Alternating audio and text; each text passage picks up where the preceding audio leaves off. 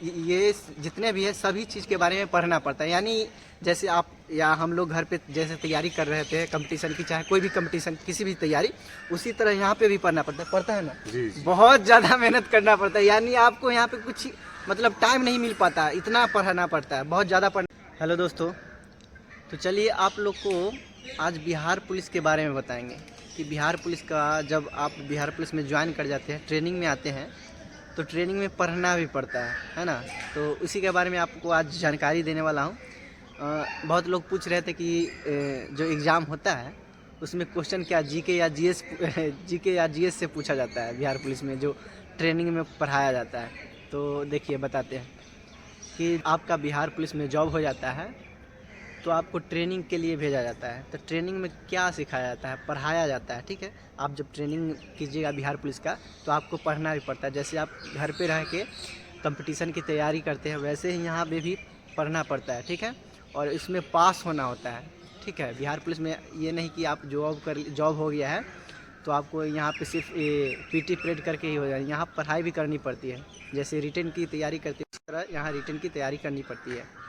घर पे रहकर बिहार पुलिस के लिए तैयारी करते हैं रिटन की, उसी तरह यहाँ भी पास होने के लिए रिटन की तैयारी करना पड़ता है। बिहार पुलिस के बारे में बताया जाता है, रिटन में पढ़ाया जाता है। तो क्या पढ़ाया जाता है, देखिए इसमें एग्ज़ाम में ये होता है कि आपको पास करने के लिए 50% नंबर कम से कम चाहिए। यानी 100 नंबर में 50 नंबर आपको रहना चाहिए, तभी पास कर पाइएगा।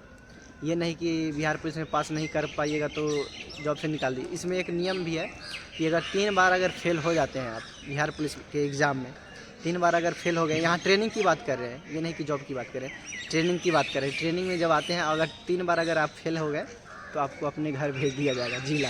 तो इसीलिए आपको यहाँ पे भी पढ़ना पड़ता है। जैसे एकदम रिक्स लेकर घर पे पढ़ते हैं ध्यान से, उसी तरह यहाँ भी पढ़ना पड़ता है। हम लोग को इतना पढ़ना पड़ता है, हम लोग को इतना ज़्यादा यहाँ पे पढ़ना पड़ता है कि क्या क्या। जैसे हम घर पे रह के कंपटीशन की तैयारी करते थे, उसी तरह भी यहाँ पे टाइम देना पड़ता है पढ़ाई के लिए।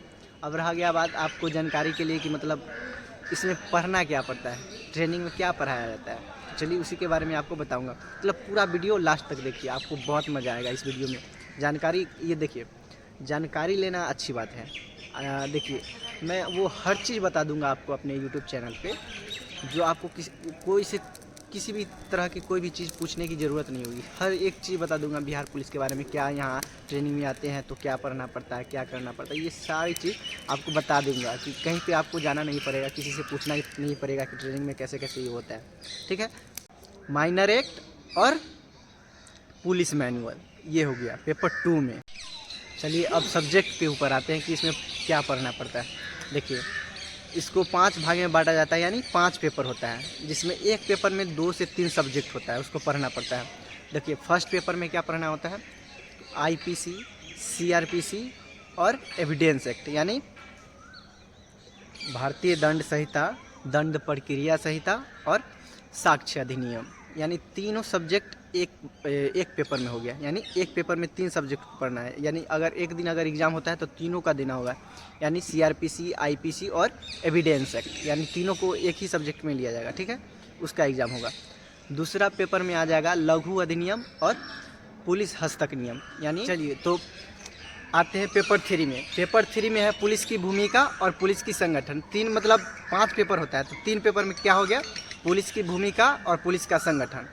और चौथा पेपर में आते हैं, चौथा में होता है पुलिस का संचार, उपकरण, यातायात। यानी इस सब के ये जितने भी है सभी चीज़ के बारे में पढ़ना पड़ता है। यानी जैसे आप या हम लोग घर पे जैसे तैयारी कर रहे थे कंपटीशन की, चाहे कोई भी कंपटीशन किसी भी तैयारी, उसी तरह यहाँ पे भी पढ़ता है ना जी। बहुत ज़्यादा मेहनत करना पड़ता है। यानी आपको यहाँ पे कुछ मतलब टाइम नहीं मिल पाता, इतना पढ़ना पड़ता है, बहुत ज़्यादा पढ़ना पड़ता है। ज़रूरी भी है, अगर पुलिस में आप ड्यूटी कर रहे हैं तो पुलिस के बारे में आपको पूरी तरह से जानकारी होनी चाहिए, है कि नहीं।